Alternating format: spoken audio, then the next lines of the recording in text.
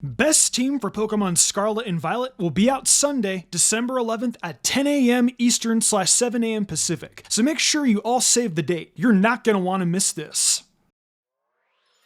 Well everyone, we've made it. It's taken many months, but we've reached the end of our top 10 strongest in a Legendary series. I have saved one of the best typings for last in the fairy types, because there is a lot to talk about with these folks. Once again, this video is based off the 8th generation, and I greatly appreciate anyone checking in on our final video today, despite it not being related to Scarlet and Violet. I guess we can just get into the video now and send this series off with a bang. Before we start though, you guys should head over to Mystic Umbreon Shorts, where we'll be having daily Scarlet and Violet content coming out, as well as daily Pokemon facts. After the best team goes up, I will actually be starting a brand new Scarlet and Violet series exclusively over there on Mystic Umbreon Shorts that I think the majority of you guys will like. Also, if you like anime and fanfics, head over to Mystic Reads, where I'm currently reading Road to be a Pokemon Master Kanto Edition, an adventure with Ash and Serena going through Kanto together. If you like anime,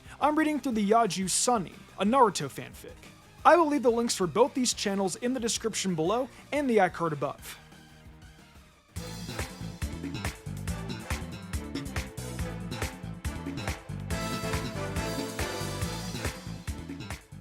We're going to open up with the returning Pokemon from a prior list, Hatterene. It really came into its own a while after Sword and Shield's initial release, being able to make the most of itself in tons of VGC formats of competitive. Let's start with Magic Bounce. It's a great ability that will send status elements flying right back where they came. There is a place for a Pokemon that can do that on mostly any competitive team. Hatterene's awful base 29 speed is hidden by decent defenses and then a massive 136 special attack. It's going to bring the smoke on a Trick Room team, and can even set up with Calm Mind to improve its already stellar special stats. You can pull out Draining Kiss if you're desperate for some way to heal, and then for Stab, you can run Psychic or Psyshock. You might want to run Mystical Fire or Dark Pulse though, as Hatterene doesn't exactly have the greatest coverage in its pool, but it doesn't really need it. I think it's pretty cool that we're starting the final video in this series with a Pokemon from one of the very first videos.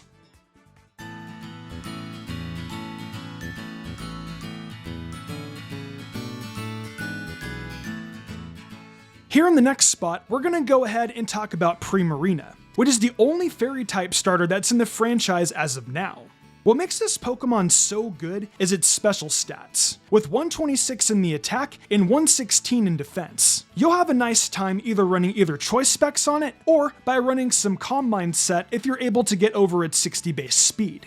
Its move pool includes Scald and Moonblast, which are two of the best offensive moves a Pokemon like Primarina can hope to get. But with that, there isn't a lot of reason to use it in anything other than singles. I think it can easily be a nice offensive check for Pokemon like Amoonguss by using Ice Beam or Psychic as a check for most any poison type period. But even then, while Primarina is definitely a great special Pokemon, it does have a few points held from it due to the speed stat. I would say it's a very fitting 9th place spot today.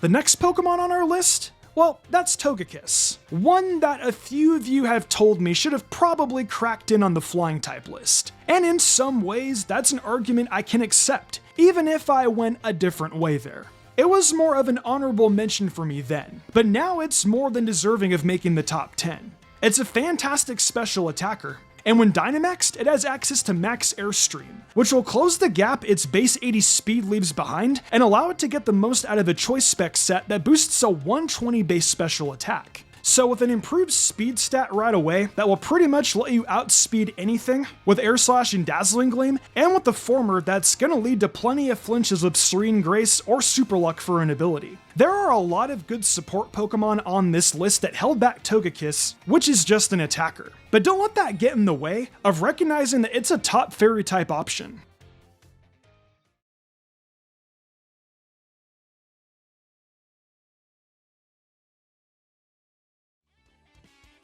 You know, speaking of support Pokemon, here's one, Comfey.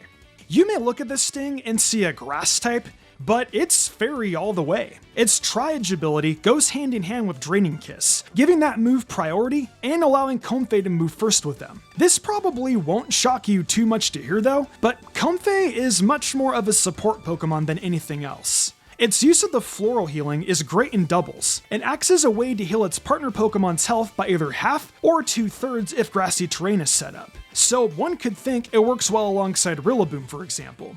It's also a solid defog user, so getting rid of hazards can be a pretty good use of your Comfey. And naturally, it's kind of solid defensively, so running a Rocky Helmet on it while constantly healing and running Leech Seed can be a viable stall set under some circumstances. That's it for Comfey though. There are a lot of support Pokemon on this list that you're gonna see throughout the rest of this video.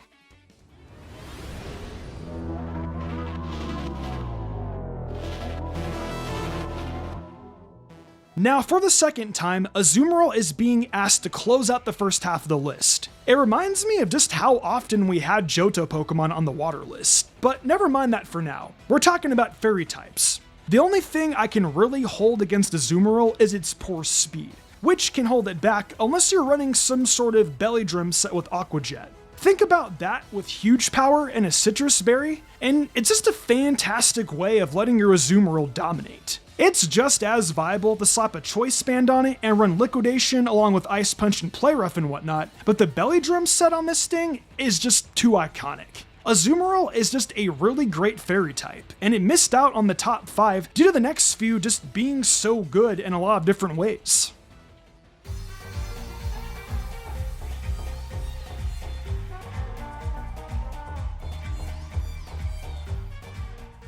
So next up, we have Galarian Weezing, which ends up falling to the wayside with the poison types, but definitely belongs here on our fairy list. Weezing has got two major things going for it. The first one being its tremendous typing of poison and fairy, which leaves it with just a weakness to ground, steel, psychic, and immunity to dragon types, and the incredible ability of neutralizing gas. That ability enables so many Pokemon to lose abilities that don't do anything for them, and could potentially hinder their usefulness. But I think the fact it can ruin the abilities of opposing Pokemon is much nicer.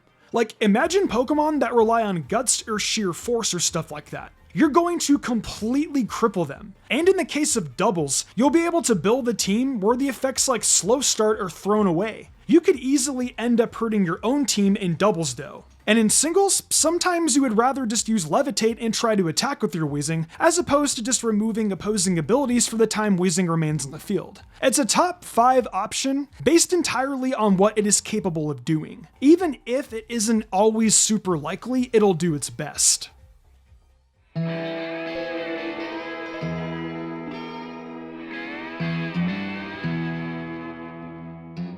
Let's go with Whimsicott today, a classic lead known well for its versatility of being a fast attacker as well as an avid user of its prankster ability. It's probably the first Pokemon thus far where you can really choose between either putting it out as a support or a main attacker. If you want to just go with Prankster and have it work as support, then you can run moves ranging from Tailwind to Taunt to Leech Seed, and of course just building around setting up a substitute and encoring and stuff. The point being, you can use Whimsicott in several ways as a utility support. However, as an attacker, go nuts. Moonblast, Energy Ball, Hurricane, all of them are great moves on a Whimsicott, and that disregards running physical moves like Knock Off and U-Turn. Now remember, when you act as an attacker, you're really gonna want to use the choice specs, as that's really the only way this thing can hit hard enough to warrant using it over being a support. Both a great grass and fairy type, Whimsicott steals a spot in the top 5 today.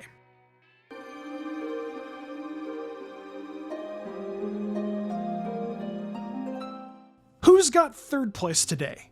It's Alolan Ninetales, just like on the ice list. I was assuming this might happen when I put together the ice type list, as there just aren't many Pokemon that could combine one of the worst typings and one of the best, and do it so well. It's a great support Pokemon, as it just brings the Hail with Snow Warning and can Aurora Veil constantly if need be, which basically just offers your whole team a wonderful 5-turn defensive wall. Ninetales is able to offer that sort of defensive support in doubles, while running other non-damaging moves like Encore and Pain Split to really give the opponent a hard time. It's able to run Moonblast and Freeze Dry as well, virtually giving it a viable opportunity to just hurt about anything. So while there may not be a lot that needs to be said about Ninetales, its existence is really commendable in and of itself. Taking two typings like these and mixing them in such a masterful way that leads to the kind of success it is warranted, now that's just nothing short of impressive.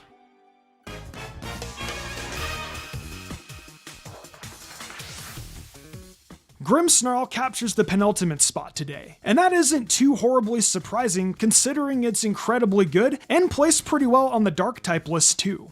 This dark fairy typing is great defensively, supplementing a not so great set of defenses with the ability to eat a few hits just through type effectiveness. You don't want to look over its attack stat either. That's base 120 and leaves it as one of the more powerful Pokemon we have today. Though perhaps as a support Pokemon, Grimmsnarl can really live up to its potential as a prankster choice. It's able to pull out the screens and doubles, which will help your team's defense, and then it can taunt in an attempt to screw up those opposing attackers.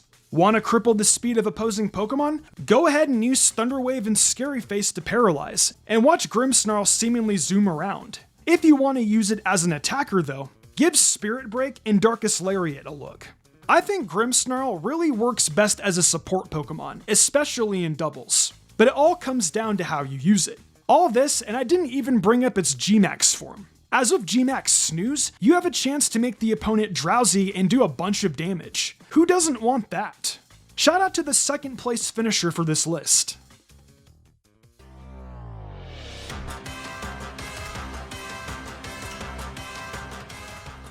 Alright, it's time for the final #1 entry in this series, and it's going to be Clefable, the original fairy Pokemon. It's fantastic as a mixture of support and offense, with both its Unaware and Magic Guard abilities preventing the opponent from doing any sort of passive damage to it in one circumstance, and from taking it out with the setup Pokemon in the other. That means Clefable can be used in doubles and not fear the opposing Pokemon that are set up, so it can clean them up before they take out its partner. It can also set up Stealth Rocks, run Moonblast, and of course offers a whole bunch of coverage moves to work offensively with a solid base 95 special attack stat.